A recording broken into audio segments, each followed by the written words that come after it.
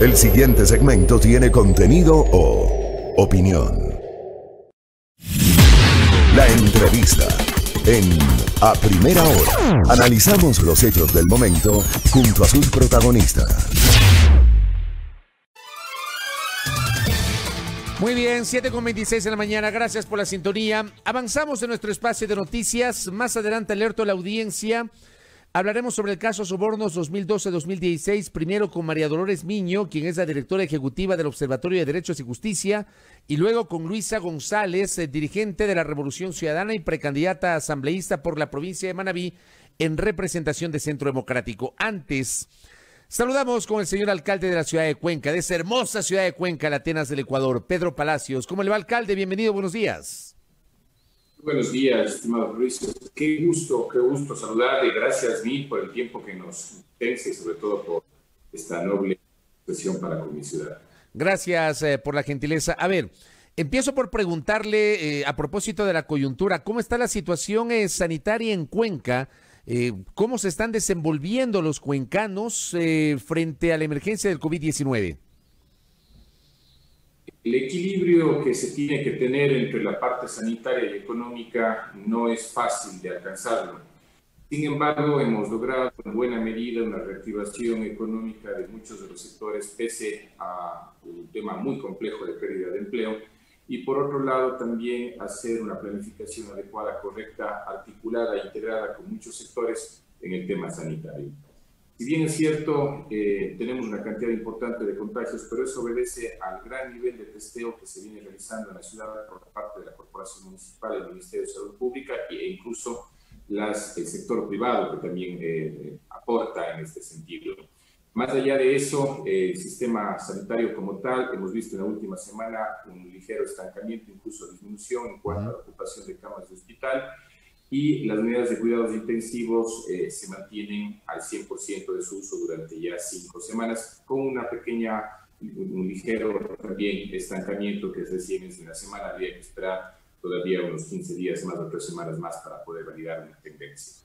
Efectivamente, no ha sido fácil, creo que para todas las ciudades, países, afrontar esta situación. Sin embargo, cuando se lo realiza de una manera correcta, planificada, como decía hace un momento, los resultados son positivos en medio de una situación tan dolorosa por la pérdida de vidas de seres queridos. Pero, insisto, pese a eso, ya que no es un tema de cifras y todo aún ponerle una estadística a un ser humano que pierde la vida, también no podemos dejar de ser objetivos en ese sentido. Y Cuenca y el Azuay es la menor provincia, la provincia que está en el último lugar en cuanto a un exceso de fallecidos por cada 100.000 habitantes, y en la letalidad estamos prácticamente también entre las 2 últimas provincias. Entonces, eso demuestra que el trabajo que se ha ido haciendo hasta el día de hoy, porque todo puede cambiar desde mañana, claro, ha sido positivo. Lo que necesitamos, ¿qué es? Salvar vidas. Ese es el indicador que realmente vale. El resto de cosas no sirven para absolutamente nada más que para una gestión. Y eso lo hemos estado consiguiendo siendo la ciudad de la provincia que ocupa el menor lugar a nivel nacional. Correcto, y esa es una buena noticia. Ahora le pregunto, con ese panorama, el 13 de septiembre será el último día de vigencia del estado de excepción. A partir del 14 ya no habrá estado de excepción, ya no habrá toque de queda.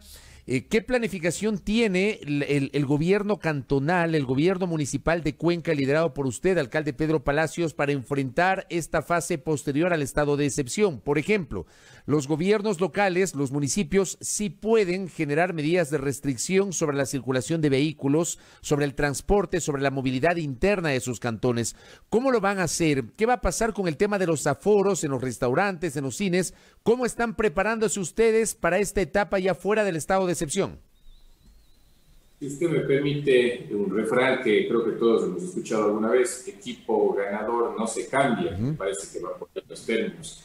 ¿Qué significa esto para nosotros? Que lo que se ha venido generando en la ciudad de Cuenca ha dado resultado, insisto, siempre en medio de una situación dolorosa por la pérdida de vidas que se ha venido dando, pero ha sido bastante importante, como manifesté hace un momento, los resultados, sobre todo a nivel de letalidad. Entonces, en el ámbito de nuestras competencias, que eso es fundamental, y usted lo ha comentado, es lo que podemos seguir haciendo. En otras palabras, continuaremos con la restricción vehicular. No es la movilidad del ser humano, de la persona, en eso no tenemos competencia. Claro, pero sí sobre los vehículos.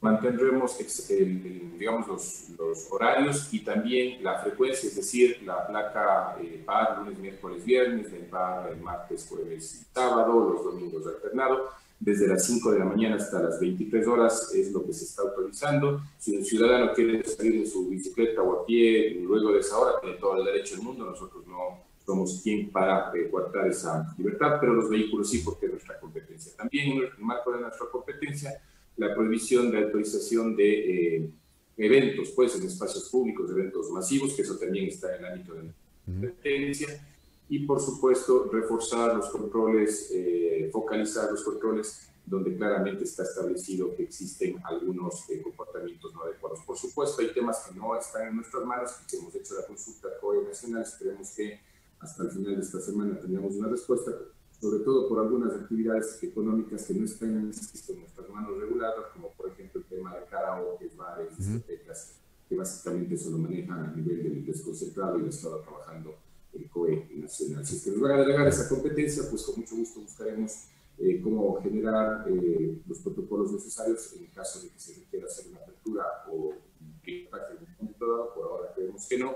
Y algunas actividades que han sido restringidas, nosotros estamos en la capacidad, puesto que lo venimos haciendo desde el mes de mayo, en aplicar y aprobar, protocolos que permitan, como por ejemplo en el tema de los gimnasios, que se puedan ir aperturando poco a poco una vez que vayan cumpliendo los mínimos. Así que tenemos un plan emergente bastante bien elaborado, que está con base en el que venimos trabajando desde el mes de febrero, porque nosotros ya a finales de febrero arrancamos cuando veíamos la situación a nivel internacional, el primer caso en la ciudad, en el país, ya empezamos a trabajar en una planificación articulada con la academia, con el sector privado, con los colectivos dedicados a los referentes de salud, y eso nos ha permitido, como digo, tener incluso una serie de indicadores. Comentarle que, Fabricio, nosotros semana a semana revisamos indicadores, los cuales nos han permitido tomar las decisiones de forma objetiva, de forma muy responsable, y como digo, los resultados son los que he comentado hasta ahora, que es más importante de todos, cuidar la vida de nuestros queridos ciudadanos. Correcto. Alcalde, ¿está funcionando ya normalmente el tranvía? Le hago esta pregunta para consultarle además si ya se solucionó toda la parte, digamos, jurídica, la finalización de todos los trabajos asociados al tranvía. Hemos visto imágenes de que el tranvía está operando, pero no sé si ya está operando normalmente o lo pusieron a operar fruto de la emergencia. ¿Cómo está la situación del tranvía en Cuenca? Con gusto.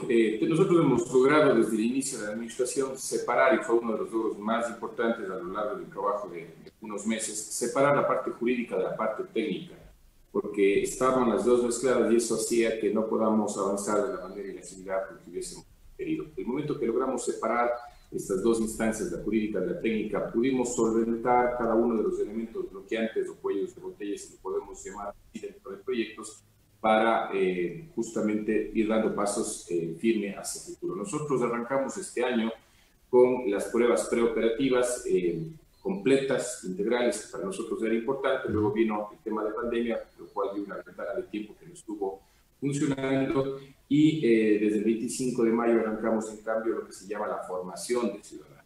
Acceso libre, pero la formación de ciudadanos, es decir, que el ciudadano ya conozca cómo va a ser el día a día de subirse, bajarse en las paradas, el funcionamiento del sistema como tal. Hemos tenido algunos contratiempos, por ejemplo, la tarjeta que se va a usar tiene un nombre y ese nombre fue registrado hace un tiempo atrás por la Cámara de Transporte, es decir, por los buses urbanos, las empresas de los buses urbanos. Entonces nos ha tocado llegar a procesos de conversación para que se nos pueda, ya que teníamos 50.600 tarjetas con ese nombre, que se nos permita hacer el uso de la marca. Hemos ido solventando estas inquietudes que esperamos ya, puesto que arrancamos la comercialización de las tarjetas, o la personalización, más bien dicho, de las tarjetas, puesto que estas 50.600 no tienen costo para el ciudadano. Lo único que tiene que hacer es una recarga multiviaje, que es $1.50, equivale a 5 pasajes de 30 centavos cada uno de ellos, y esperamos a finales de mes ya arrancar comercialmente integrando las puntas, es decir, el sistema tranviario con sus dos puntas, parroquias importantes, cercanas como el Cauca y Baños, dentro de la primera línea integrada. Posterior a eso, o paralelamente más bien dicho, estamos trabajando en integración tecnológica, que es fundamental, puesto que si bien las tarjetas físicamente son las mismas, las del bus y del tranvía, pero internamente su chip obedecen a lenguajes informáticos diferentes, a sistemas de recaudo diferentes, con lo cual este rato estamos trabajando en esa integración tecnológica que esperamos tener la lista en los siguientes meses. Con eso ya para una persona va a ser natural ocupar la tarjeta del bus del tranvía, sea en el bus o sea en el tranvía, a través de esta integración tecnológica, luego una cámara de compensación. Y por último, dentro del cronograma tenemos una fase extensa de ir integrando poco a poco, incluso integrar con la bici pública, integrar en un momento dado con taxi, con los buses de las parroquias rurales, etcétera. Entonces, hay un proceso, un cronograma bastante bien establecido y estamos, digamos, en medio de una situación compleja, satisfechos como hemos venido afrontando y solucionando los problemas de tantos años, más de 7 años, de problemas en el sistema constructivo, contratos, etcétera, y por fin nosotros hemos logrado darle una alternativa a la ciudadanía de transporte. De acuerdo. Para cerrar esta parte de la entrevista con el alcalde Pedro Palacios, le pregunto, la construcción del tranvía no es una obra que usted la inició, fue mentalizada por Paul Granda, luego fue ejecutada por Marcelo Cabrera, finalmente a usted le ha tocado poner en operación el tranvía. Yo le pregunto a usted, ¿usted estuvo de acuerdo con el tranvía? ¿El tranvía va a contribuir a solucionar el problema del transporte? O bueno, le toca obviamente porque la obra ya está, le toca aplicarla. ¿Cuál es su visión, alcalde Palacios? A ver, cuando arrancó este proyecto hace mucho tiempo atrás, sí fuimos críticos en el mismo en cuanto al costo, al valor de la inversión, cuando había otras alternativas que se podrían implementar. Hay que reconocer que el tranvía como tal es un sistema importante en cuanto a lo que es puntualidad, agilidad, seguridad y otros aspectos que sí van en beneficio de la transportación de los ciudadanos. Pretender decir que es una solución al sistema de transporte, incluirlo en el tranvía, no, porque apenas es una sola ruta, tendrá una determinada cantidad de pasajeros y obviamente eso no satisface la necesidad de todos los ciudadanos que tienen otro tipo de transportación de origen destino. Sin embargo, al ser parte del sistema de transporte y esto al ser parte de un sistema integrado de movilidad, que lo venimos trabajando fuertemente a través de lo que son las ciclorutas, tenemos la posibilidad, ahora aprobamos una ordenanza de movilidad activa, el tema de reingeniería de rutas de los buses, la incorporación, confiamos prontamente de los carriles exclusivos, en fin, hay un esquema de movilidad bastante más establecido e integral. Entonces, confiamos que pueda ser parte importante y fundamental de todo lo que es el sistema de movilidad, siendo una parte del sistema de transporte, pero definitivamente no es que va a solucionar el problema. Claro, le hacía esa pregunta porque en Quito nos pasa lo mismo, ¿no? Con el tema del metro, que todavía, digamos, estamos a la expectativa del funcionamiento del metro.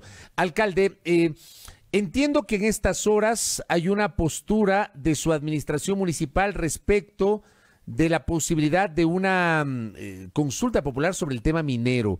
Explíquenos un poquito detalles de esta iniciativa. Muchísimo gusto y es importante dejar en claridad absoluta la postura que usted bien nota. En la ciudad de Cuenca, el cuidado de las fuentes de agua y zonas de recarga hídrica es realmente muy importante. Sabemos lo trascendental que es ese cuidado, puesto que hablamos de la vida de los ciudadanos. No estamos hablando de las fuentes de agua que luego se desembocan en alguna parte donde no existe población. La gran mayoría, por no decir el 100%, está ligada a muchos elementos como es la potabilización del agua de consumo humano, lo que es abrevaderos, sistemas y canales de riego, incluso una buena parte de la energía que tienen los ecuatorianos proviene justamente de estos afluentes que van a los ríos y posterior a las hidroeléctricas. Entonces, el tema es muy delicado, muy complejo y nosotros hemos hablado de un cuidado integral. Y esta parte para mí es importante decirle a la ciudadanía que es el cuidado integral. No solamente es la minería metálica a los diferentes escalas, también es la minería de áridos fértiles, feldespatos, es la expansión de la frontera agrícola, el crecimiento de la mancha urbana en sectores donde no debería darse. Es un tema integral y hemos estado trabajando en cada uno de ellos a través, por ejemplo, de la aprobación de una ordenanza en primer debate, esperamos el segundo debate hacerlo en los siguientes días, de la creación de áreas de conservación y uso sostenible, a nivel de conservación en diferentes cuencas. Estamos hablando del plan de desarrollo y ordenamiento territorial, el plan de uso y gestión de suelos. Estamos con los responsables para adquirir más hectareaje, como lo ha venido haciendo en la empresa etapa, y que los cuencanos sean dueños de estos lugares que son de protección de los páramos. Todo eso se suma precisamente esta posibilidad cierta de la consulta popular que habla específicamente de la explotación minera metálica a gran escala en las 4 cuencas del río Tarqui, Yanuncay, Machángara y Tomebamba, y adicional la mediana escala en el río Norcay, siempre metálica. ¿Por qué de esta forma?